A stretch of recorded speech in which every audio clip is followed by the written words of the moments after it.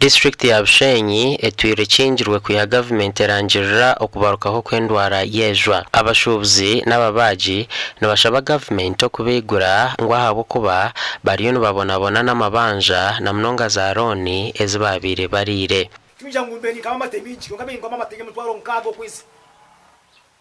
Ukashangarmu abakunchisa. Gonga twena turi down. Kaba ho karantini yagwezo.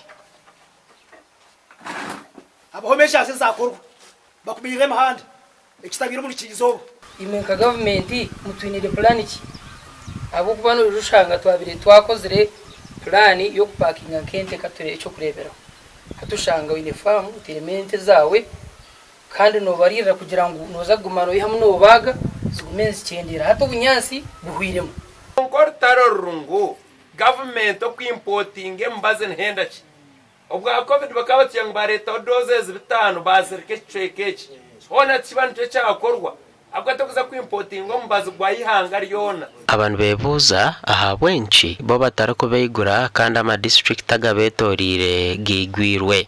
Omunkora yeuje ejwa na karantine yibatiro mu Bushenyi nindeba ngo habirimo kwara yo kugira ngo habe mu byanda abana na nebyanda ahabwo kuba ni kinsasa mnonga kushanga Bushenyi day neyo operating Dena tuwaka kandi bwo kweparatinga amatene giha omuri Bushenyi kandi bakugira ngo Bushenyi gizireta ekinjira kwagwa tinde strategy yone yibatireho akwa bayeza kurete mbazi kugira ngo baturetire mbazi no kweberye sente umurimo umuntu nori sente ya $5,000 nori umuntu warwo ku vaccinating ente yawo bena kida kasigayo nukaci nako mbe mukabwo misirize tukamanya yo naga 2015 tukwe ukabose kwigura nkanyakare ukatinaga mucake mba kwigura hati bahingwizo kwandika amabaruha okuzo mu offices zitari zimwe na zimwe okureba ngo babigura gasha kwa Onesimus ndiye nabo.